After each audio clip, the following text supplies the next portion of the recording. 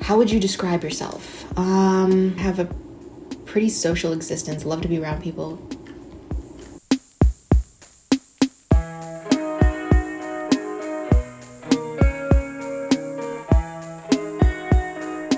Hello everybody, welcome back to my channel. Good to have you here today. I was trying to decide what to film today, and I had all of these videos scripted out, all of these different ideas of what I could chat about. I was like, we could do another craft video, we could do another line editing video, which I haven't done in a really long time. But then I was like, you know what? I'm kind of lazy. I've just been so tired this entire week. I definitely do want to do more craft videos, more line editing videos, all that kind of stuff. Yeah, I've been very low energy. I also need to write a lot today. It's already 3 p.m. and I think I need to focus a lot more on writing today. So I was like, what can I film instead that's just a little bit more low energy? A few days ago, I had found this quiz about what type of writer you are, and I've been seeing variations of this quiz, and I kind of want to do it. I think it'll be interesting. There are 8 types of writers, and I'm curious to see which one I will be. So according to this quiz structure, the 8 types of writers are inspired, eternal, logical, savvy, closet, literate, hesitant, or innovative. So let's see. So an inspired writer are free spirits. It isn't just the muses. It isn't what? It isn't just that the muses have kissed you. You probably are a muse for others too. Eternal writer. You have the strongest, most comprehensive grasp of the writing craft. Couldn't be me. Okay, you make it look easy. So Agatha Christie or Laurie R. King. Logical writers. Logical thinking comes naturally to you, so when others don't quite follow your logic, it's befuddling. Savvy writer. You are a writer with a strong business sense and a tact for creative pragmatism. It's easy to you, and what's more, it's fun, and this is what helps you achieve success where others fail. Closet writer. You've probably been writing all your life, but have the tendency or desire to keep it a secret. When you're ready to reveal this to others, you'll find you have a lot to share. I have an authortube channel, so maybe this isn't me. Literate writer. You're the most well-read, wisdom seeker. Your vast wealth of reading experience influences everything you do, and this intent is what you give to others as well. Hesitant writer. Your greatest strength is your ability to observe and perceive what most people do not. This gives you incredible insight in your writing. Your hesitance is about being careful, mindful. And lastly, the innovative writer. You are an eternal student of life, always looking for things to learn. You revel in the creative spirit required to try new things, and this is your greatest strength, always new and renew. Anyways, okay, let's take the test. Let's see where we're at. What type of writer do you think you are? Hang on, I don't remember all the types. I really don't know.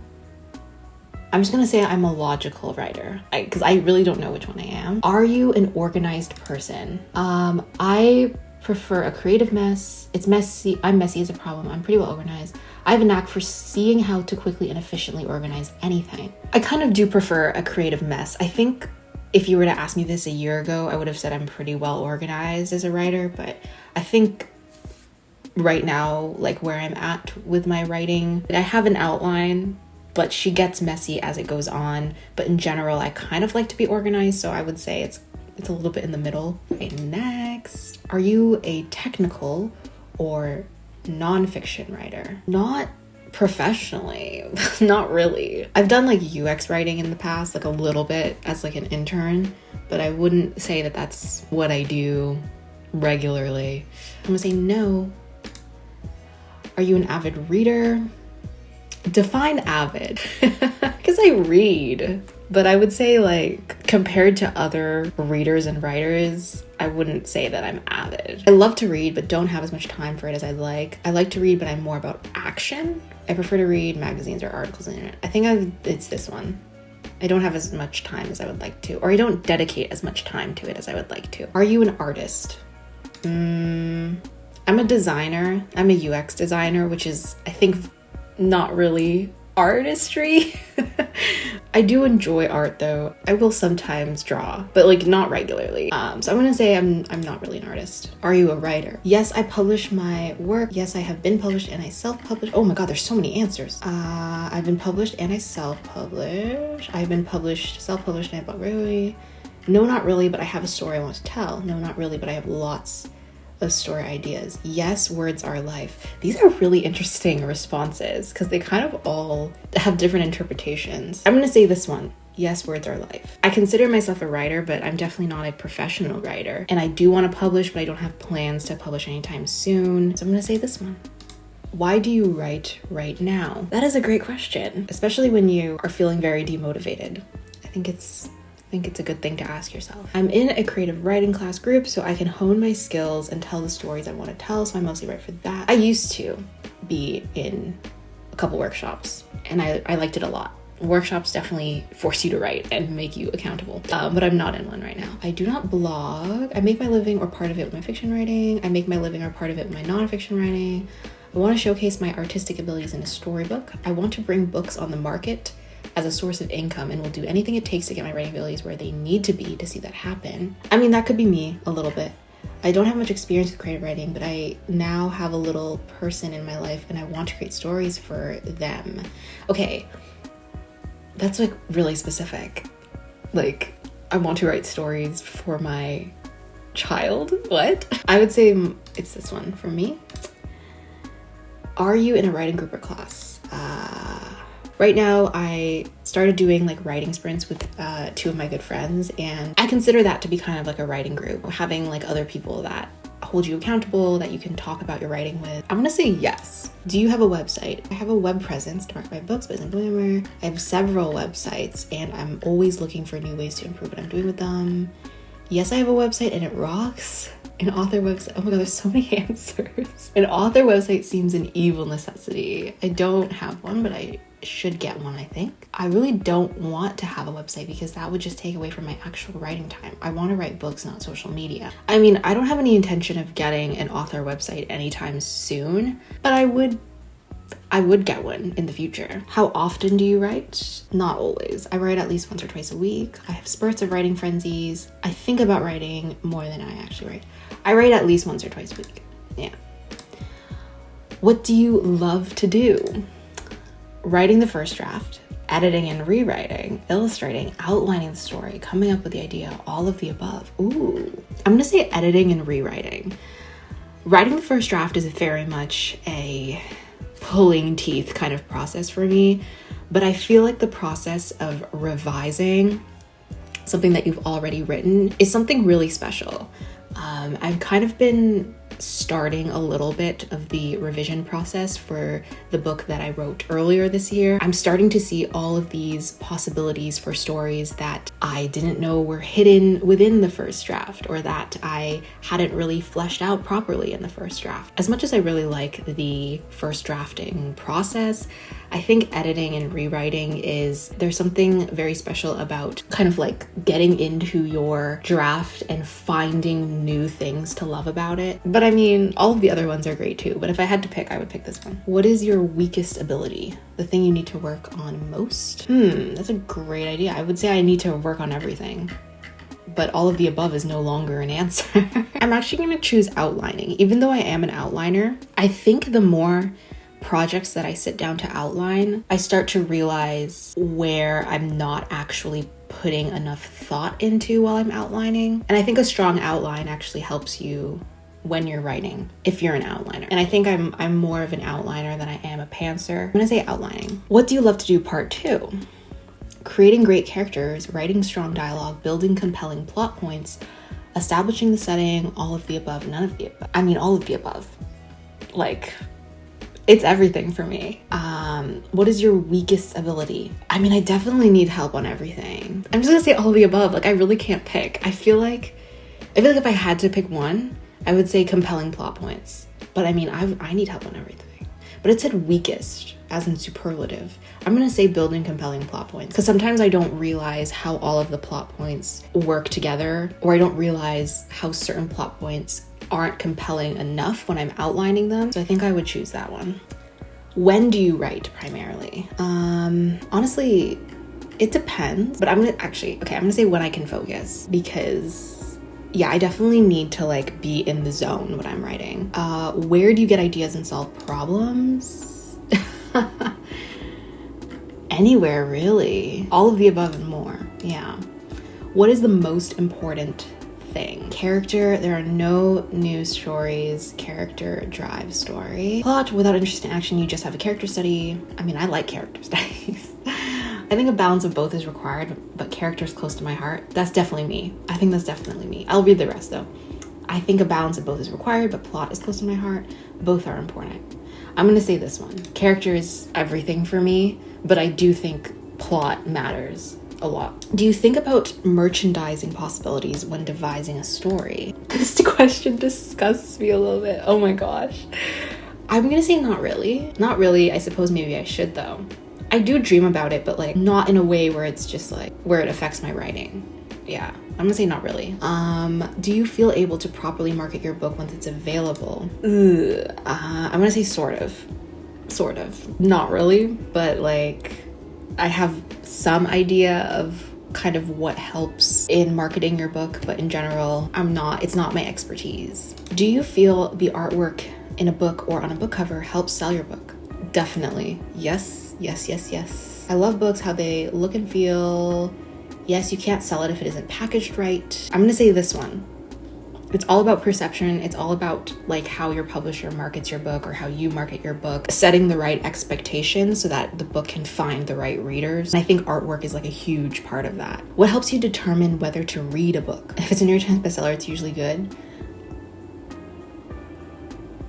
There are some really good books on the bestseller lists, but it's not the be-all end-all. I look around for what I want to read, and when I find it, I get it. If my friends are wild about a book, I usually read it too.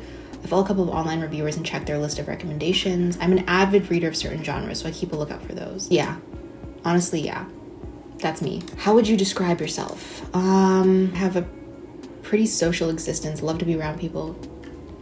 Social situations are key to being a writer. It's how you observe and listen that makes you a writer, and it's the only real way to get your work out there. Readers are people. I think this is me to some extent, but like, I don't think it's the only way to get your work out there. A shy extrovert, I can socialize, but it's draining for me. It isn't my natural state. That is 100% me. A lot of this applies to me, but I think I'm gonna choose this one. How can you determine a story demographic? This is not a question for me, because if you've been watching my vlogs, you will know that I'm like struggling to decide whether my book should be young adult or not. I write what I want and hope it sells. I mean, I wish it was like that. I keep myself aware of what's on the market. It's in the back of my mind when I decide to pursue a story. What's a story demographic? Honestly, I think this is me. It is in the back of my mind. Yeah, even when I'm coming up with an idea. So yeah. How's your spelling? Oh my god, why do I feel attacked? I'm intuitively good, but sometimes make mistakes. I know all the spelling rules. If I'm not sure about a spelling, I just look it up. I would say I'm intuitively good, I guess. Yeah. How's your grammar? I am like really bad at grammar. I do think that like when it comes to grammar, it is important, but I also think that you can do really interesting creative things by playing with grammar. I'm gonna say grammar is my playground. How do you approach building character? Okay. Creating a strong character is really difficult for me. I get lost in the details, sometimes forget them. Creating characters is fun. I love the challenge, and the more complex they are, the better. I carefully design the attributes of the character before beginning the first story about them. I love doing this. Don't know, it's something I'm not really that good at. I never plan my characters. I let them tell me who they are. I think this is a really cool approach. It's definitely not my approach, but I know that there are some writers like that, and that's really fascinating to me, because for me, character is often the starting point of a story, and if I don't know who my character is, I can't write the story. This one is mostly me. Yeah, I think this one's mostly me. How do you feel about writing dialogue? Oh boy. I have a very hard time writing good dialogue. Writing dialogue is the easiest part. I can speak, and so do my characters. I worry that maybe they all sound like me. I'm kind of in the middle, because I wouldn't say that I'm terrible at dialogue, but I think that it's not where I want it to be. I'm gonna say writing dialogue is the easiest part. I'm only saying that because the way that I structure out certain expository scenes, I write dialogue first. I lay out the dialogue, and I find that is actually the easier part for me to write in certain types of scenes that are meant to be expository, when there is information that is being relayed from one character to the next and thus the reader. Because I write science fiction fantasy, there are a lot of instances of that in my stories. So sometimes I will write that dialogue first because it's less intimidating for me. And I like being able to play around with dialogue. Dialogue is a fun thing to write. I'm not amazing at it, but I enjoy it a lot. How do you feel about establishing a world where your characters are? I love the complexity of creating other worlds. I want to create other worlds, but I'm not sure how to do it. I'm afraid it isn't convincing. I think I'm in the middle of these two because I don't write contemporary anymore, or it's not like my main focus. So I really enjoy writing secondary worlds. I would say that my world building still needs some work, but in general, I really enjoy it. Like creating up entire historical timelines, it's fun. Do you join writing workshops, seminars, or classes? I haven't in a really long time, not since I left school. How do you feel about developing plot? I love setting up the beginning and have big problems in Act 2. Not me being attacked. That's literally me. Oh my god. I have no idea how to plot a story. I can develop a story plot, no problem. Action and turning points are fun. Pretty good with plots, but I'm looking for ways to improve. I'm 100% more of like a character person. I think about stories through character arcs. I struggle a lot with plot points. Developing plot is not easy. This is 100% me. I breeze through the first 25,000 words of a story, and then once I hit 30K, that's when shit starts hitting the fan. When do you write? When I've scheduled for it, but not daily. Every chance I get throughout the day. I'm actually more of a night writer now, but on the weekends, I'll write in the afternoon. I used to write every chance I get throughout the day back when I was freelancing, but now I have like a full-time job, so I'm usually not writing in the middle of the day, unless I'm like, dying to get to my draft that I might write during my lunch break. But I'm gonna say at night. I usually write at night. Okay, let's take a look. Eternal writer. Okay. This is the one that I literally said I was not gonna be. How is this decided? Is this pseudoscience? You are a writer who has a solid overall grasp of what it takes to be a successful writer. Your knowledge of the craft of writing could fill books. Okay, not them literally lying to me. The problem is actually doing it instead of thinking about it and planning for it. I mean, yeah. Which is the downside of being a generally well-organized, well-read person. The eternal writer tends to be extremely intelligent and is in fact capable of doing anything they set their mind to. The danger is in giving up when you find yourself running into a wall, some kind of difficulty that couldn't have been anticipated. Yeah, I mean, I think that could apply to a lot of writers, right? The act of actually writing, that's really the hard part, is getting yourself to do it and like picking yourself up after rejection. Sometimes writing and the idea of publishing can feel like this impossible, unattainable, like impenetrable industry. And it's a challenge. I think that is the hardest part for so many of us writers. I think that there are so many writers who are really talented. A lot of us like give up on our stories because it's just a really difficult industry. It's hard. I've thought about giving up on publishing many times throughout the last year. And I think that there's a part of me that will probably never be able to stop writing and never be I don't think I'll ever be able to like feel fully myself if I just straight up give up. But it is hard, and I've thought about it many times. Deep down you enjoy a good challenge, so just keep going. Eternal writers can sometimes take criticism of their work too personally, but you're working on overcoming that conscientiously. Don't give up. It would be a shame if you did, and you know that. You're naturally talented, and with hard work you can really achieve what you set out to do as a writer. Why is this freaking quiz gonna make me cry? This is not really advice as it is pep talk. I think that this could apply to so many of us. You know that you have the writing chops. It's just about sticking through it until you get that one person to just give you a yes. Let's read the rest of this. You might be an eternal writer if You feel strongly that a balance of character and plot is necessary to writing a compelling story. You're very well read, have a broad spectrum of interests. I don't know if I would say I'm well read, but I like to read a lot of different genres. Get ideas from everything around you, no specific times of day, and no specific days required, any mood. You have a solid understanding of your market, but don't consider yourself a numbers cruncher. Any challenge faced in writing techniques are fun for you. It depends. Sometimes they're fun, sometimes they're frustrating. Okay, oh my God, there's a detailed description. Okay, wow, this is crazy. Your general interest in life drives you when it comes to researching any kind of topic for the benefit of your writing. However, you may be starting to realize that the truth of the old saying that no man is an island. Ultimately, you're choosing to let other writing professionals into your life will be one of the defining career building decisions you can ever make. Why is this starting to sound like a horoscope? You probably don't realize it, but the words you say and the things you do have a great impact on other people. Whether you realize it or not, you do have that particular kind of power, which is rare, and you should put it to good use. The reason it's important for you to realize that is because people need writers like you. You are the type of writer who inspires people and gives them hope, so do that.